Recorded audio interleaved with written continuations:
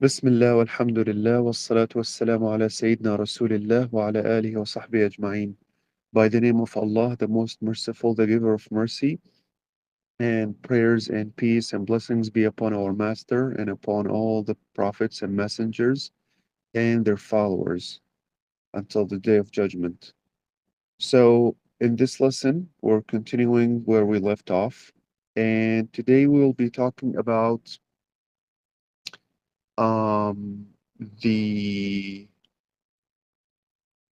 we'll talk about a piece of poetry that is in Arabic, and we'll translate it to English, and we'll know why it's important. And this piece of poetry, it was actually made and gathered some important things, which, when we understand it, will benefit us a bunch because it will teach us about the universe, teach us about the characteristics of the universe. Now,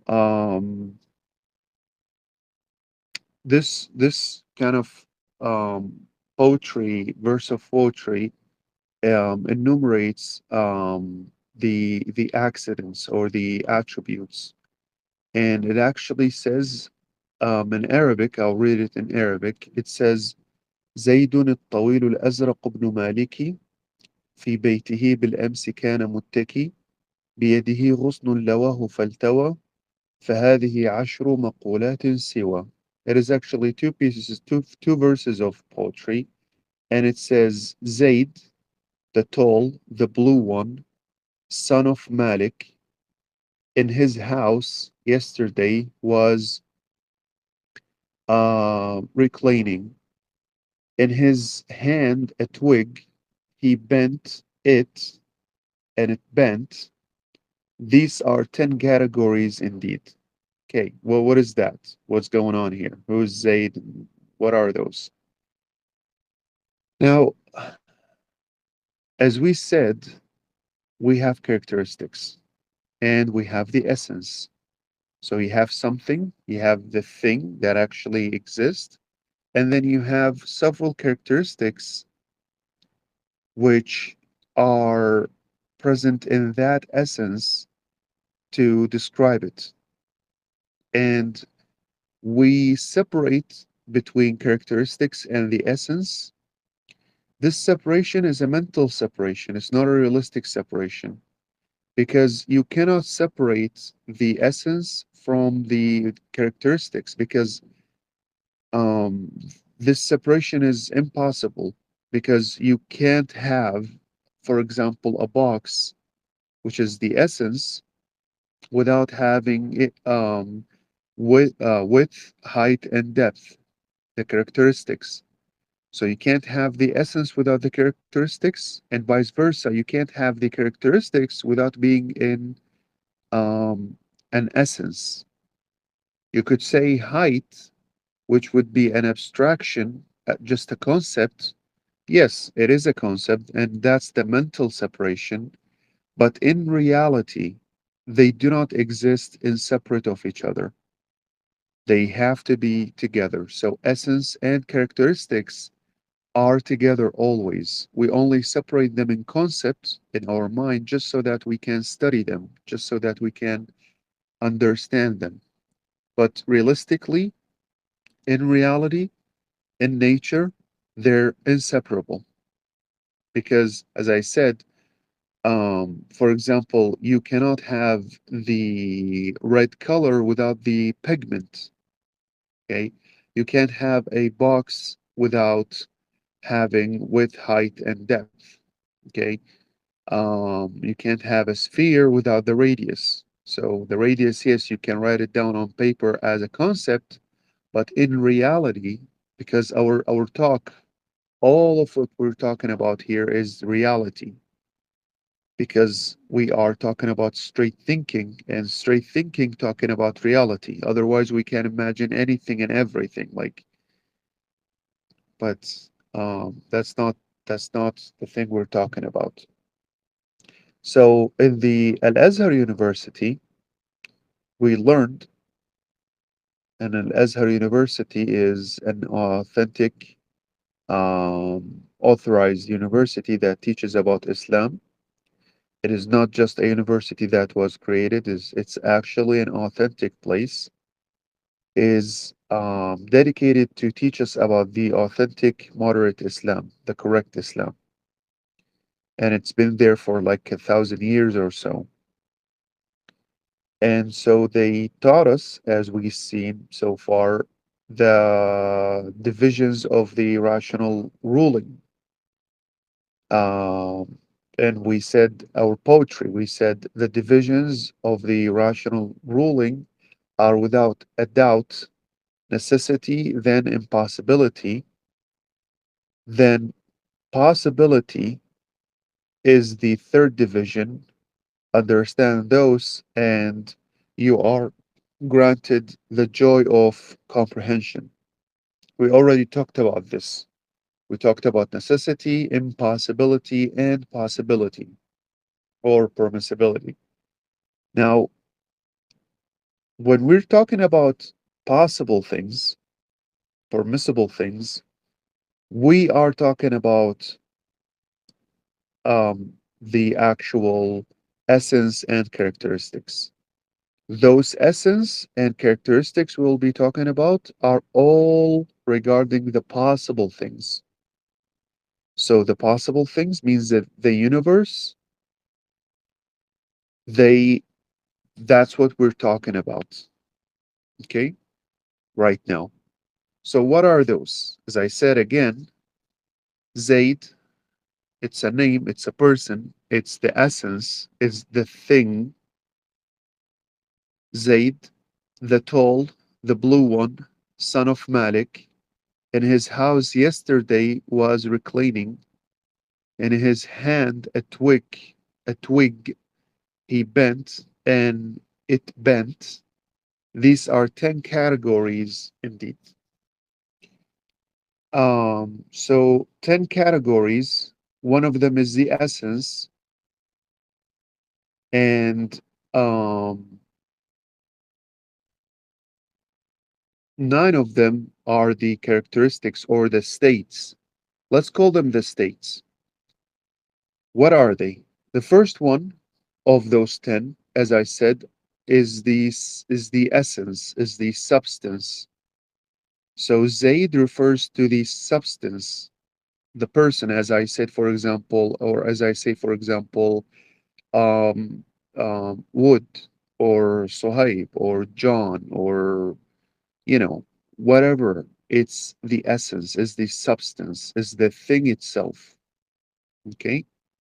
And in Arabic, it's called a jawhar, which means the substance or the essence, which is the self substance, is the thing itself. Now, the second one is Zaid the tall, and the tall refers to the um, quantity.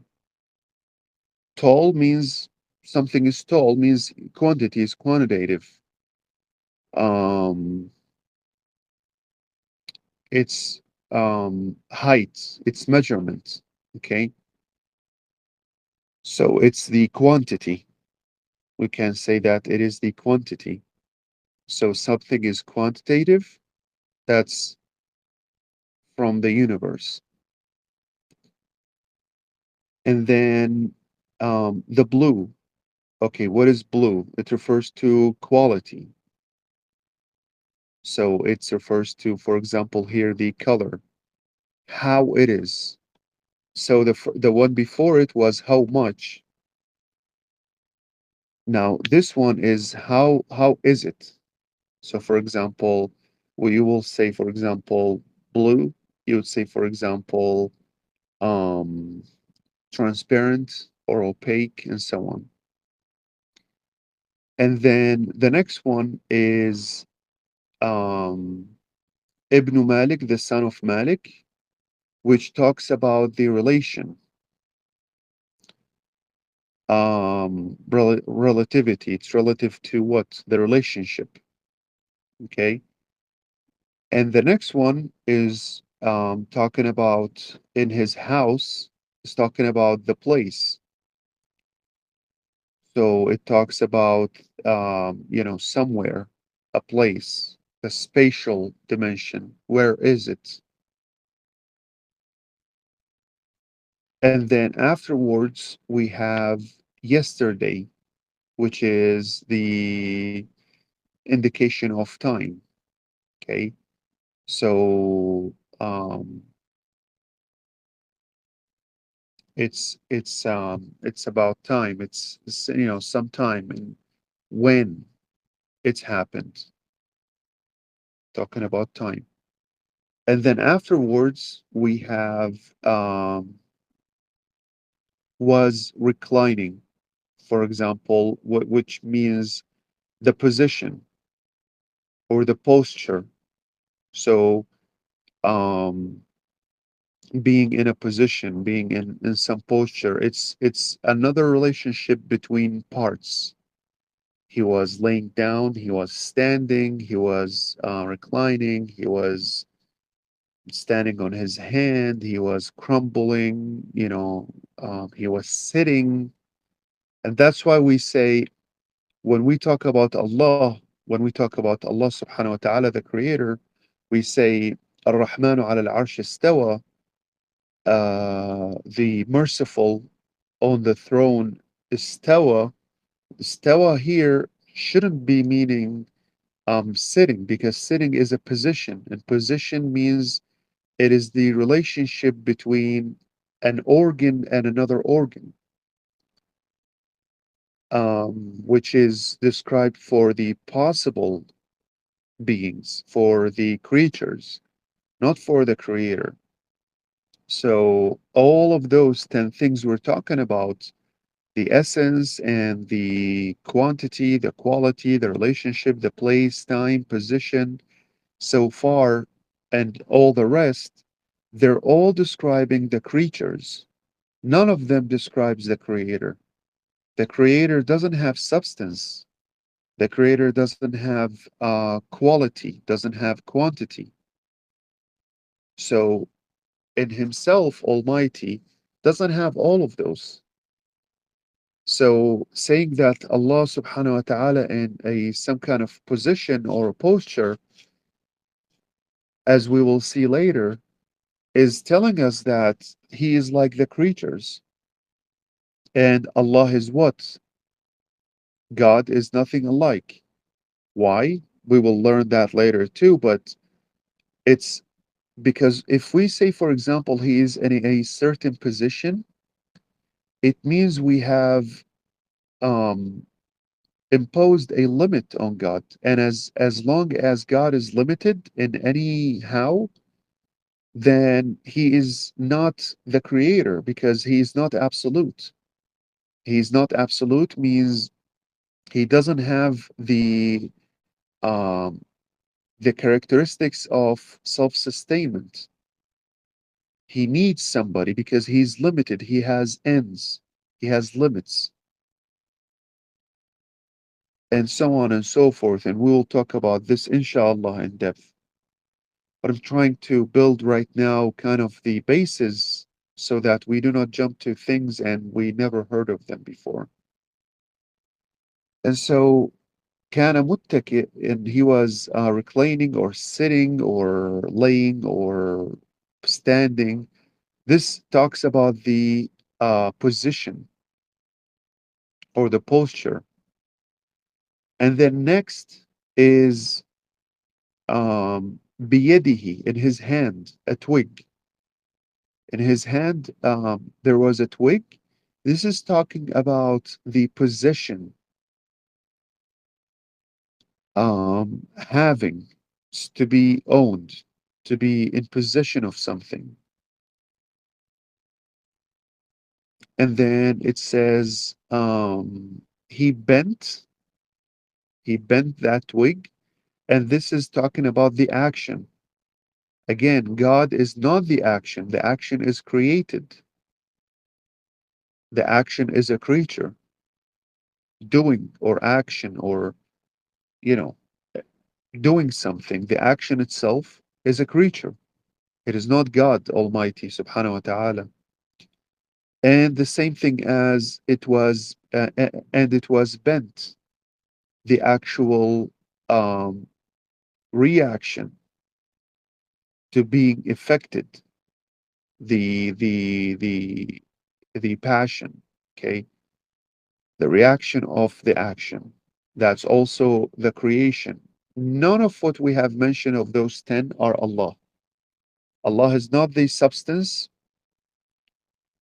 Allah is not the quality, not the quantity, not the relation, not the place, not the time, not the position, not the possession, and not the action, and not the reaction. All of those are creatures. All of those are possibilities. None of those are necessities. None of those are the creator. None of those are Allah, the creator. Because all of those are things that are possible. All of those are things that could exist and may not exist. All of those are things that um, need substance, needs someone to create it. Uh, Quantity is the same thing. Quality, relation, they're all describing things that doesn't apply to the necessary being, the creator. Because if you go to each one of those, you will find that um, they describe a need. They describe something that actually needs. They describe something that is possible, not something that is self-sustaining. And so a person would come and say, okay, but what about quantity? Don't you say that Allah is one? Isn't one being a quantity? And it's actually quite the opposite. One means the absence of quantity because you start counting when you have more than one. And that's why Allah subhanahu wa ta'ala, when He said in the Quran in Surah Al Ikhlas, in Surah the Sincerity chapter, He said, قُلْ هُوَ اللَّهُ أَحَدٌ. Ahad is different than one.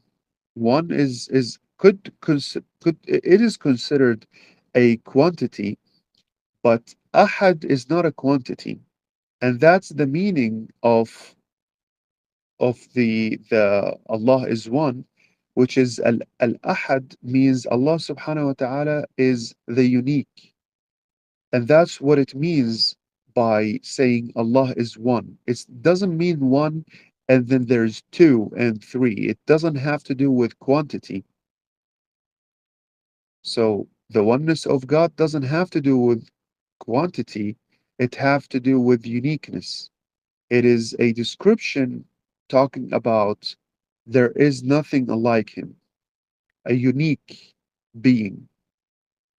And not being means being as the creatures, being as he exists, a unique existence. It doesn't have anything alike. Allah al-Ahad. قُلْ هُوَ اللَّهُ أَحَدٌ. Don't we say that in the Quran? قُلْ هُوَ اللَّهُ أَحَدٌ in the um, Sincerity chapter. Why Ahad? Why not Wahid? Because people would think that Wahid, one, means it's the quality of being quantitative, being countable. It doesn't mean this. It wasn't meant for this. But it meant to convey to us, it meant to convey to our minds that it is only one. It is uniqueness. That's what it conveyed. It doesn't convey quantity. There is no two and three and four. So when Allah subhanahu wa ta'ala says in the Quran, قُلْ هُوَ اللَّهُ أَحَدٌ, and say Allah is the unique, al-ahad. So wahid means uniqueness. It means ahad. It doesn't mean quantity. It doesn't mean to count. And as I said, I'm just preparing here. We're not getting into it yet. But you will see that whatever the mind rules, that the creator, how it should be, the um, Islam actually, gives you that. Islam actually gives you that. It gives you that God has to be in this, um, way and shape of the concept wise, because anything else would mean that we are believing in a God that is not coherent. We are believing in God that needs. We are believing in God that is not necessary, is just possible, could exist, may not exist, like any other creature. Like me, I could have been born, I could have been in, in nothingness forever. Doesn't mean anything. And that's why when we advance slowly, we will see that whatever the mind judges about how God should be, the Quran is telling us exactly that. That's why the Quran is very coherent with the mental judgments. Because what is the mental judgment? The mental judgment is how the mind, which is, as I said, as I told you, the highest authority in understanding for humans, that's the mind, the highest authority in judgment for humans. Judges, for example, that what? Like in geometry, if you have parallel lines and you pass a line through them, then the angles will be the same because those two parallel lines have the same angles. So, like you're dealing with one line because not in position but in angle. So, you would have the same angles. The mind judges that. And then when we apply it in reality, we see that yes, it's true, it works. That's logic, it's coherent. The mind that says one is not the same as zero, it is actually the one judging that God should be the necessary existence that created and made everything exist. The mind judges that in this way, and the Quran comes and says, here it goes, it's the same thing. So that's the thing. As the creatures, as humans, we have been created with the mind, and the mind was created in a certain way to understand the universe in a certain way. And so, whatever we know about the universe, we know it is correct because when we objectively judge the universe with our mind, we can see that yes, as I talked in previous lessons, the mind in Arabic called al-aql, and al-aql means the thing that actually hinders you from going into things that will annihilate you and harm you. So when you judge, for example, that fire could burn you, your judgment is correct. So you actually, you know, um, kind of stay away from fire and take measures and precautions. Why is that? Because you used your mind to actually protect yourself.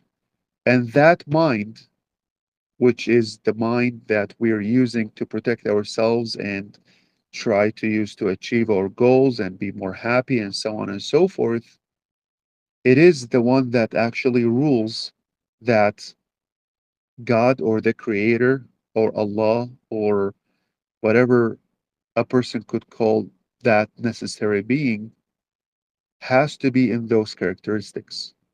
And that's what we're talking about. And the mind judges and rules that the creator, the necessary being, cannot have one of those 10 categories we talked about, to being a substance, to being a quantity, to being a quality, um, to have, the relation, being a relation, to being in a place, to being in time, to being in a position, to being in a possession, to being an action or a reaction, because otherwise God would be not necessary, which means if he's not necessary, he's possible, and if he's possible, then he would need somebody to create him, to make him exist. And we are back to square one, searching for, okay, who is the necessary being? So again, let's go to it again. A jawhar means a substance. Al-kam means the quantity. Al-kayf means the quality. Al-idafa means the relationship, or the relation, or the relativity, the relative, or relatives to. Al-ain means the place. Meta means time. Al-wada means the position. Malik or al-mulk means to have possession. Al-fa'l means action. And al-infial means being affected, the reaction. Those 10 things are not God. Those 10 things are what? Are the creatures.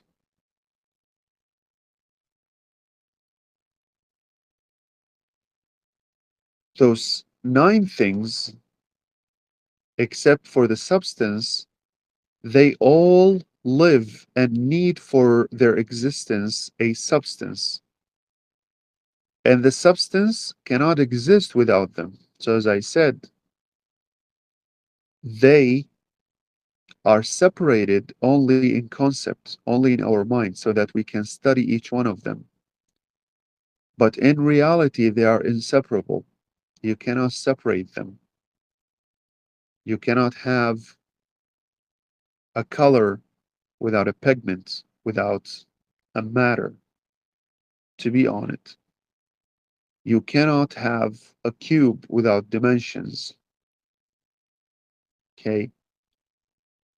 The cube would be in a place, would be in time, would be in a certain position relative to something else, or to itself.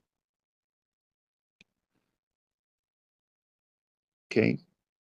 So all of those are creatures. God is none of those. And it doesn't apply. It's meant like it's not something we are creating. And keep this in mind for the entire duration of our meetings. Those things are not things we are creating and applying to God. Those are things, as we will see later, are impossible for God. Didn't we talk about, um, we already talked about necessary or necessity, impossibility, and possibility? Those things are impossible for the necessary being, for the necessary existence, for the necessary creator. They are impossible. Those are not things we're saying, okay, we will believe that God is one, two, three, four, and we made it up. Those are not things we made up. Those are things being observed by the mind and being judged and ruled by the mind. They are impossible regarding God. And if we go to each one of those, we can talk about each one of those, and we can, you know, show why it's impossible regarding God. But now we're just, talking about them. It's our first encounter with them. So we will keep it at that for now. But keep in mind Nothing in this science we are making up. Science is not about making up things. Science about discovering what is there. Science is about describing and documenting reality. Mathematics is about documenting reality. In mathematics, you do nothing except for going from what's known to what's unknown. So you start from what's known and then deduct your way in. The same thing here. What we're doing is that we are describing the characteristics of possibility and necessity and impossibility. We're not creating them, we're not making them. We are describing them, we are categorizing them, and we are deducting things from the things we know, from the things, from the original things we know. We're deducting things that we, for example, we don't know yet, or we didn't pay attention to it before. Exactly how we say, okay, we have number one and we have number two. What is the relationship between one and two? The relationship between one and two is that one is half of two. That's deduction. It's not necessary that you would know this, but you could deduct it from the things you know already because it is there. The relationship is there. We haven't made up, we haven't created or initiated this relationship. It's already there. So that's what the mind does. The mind doesn't create the reality. Instead, the mind observe and rule or judge the reality, categorizes the reality. That's exactly what we're doing. We are never creating something, making things up. It's just observation, deduction, and starting to categorize things we haven't thought about before, and we're bringing forth to light so that we could use it later when we are in a certain situation. For example, if someone says God has to be, God could be, not has to be, God could be three, we would say no, it's impossible. They would ask why it's impossible, and then we'll start talking to them. We'll say because one, two, three, four, it is not possible. It is actually impossible. God necessarily has to be one, and one doesn't mean one, then two, then three. One means unique. One means has nothing alike. Okay, so um, hopefully this is clear. Do you have any questions?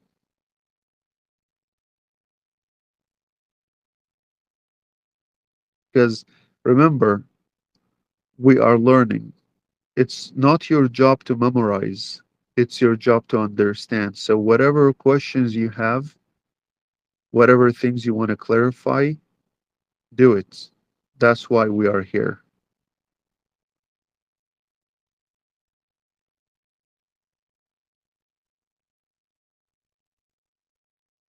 Okay, cool. We will see you, inshallah, in the next week or in the next lesson when Allah subhanahu wa ta'ala allows us to. See you later. Be good. Assalamu alaikum wa rahmatullahi wa barakatuh.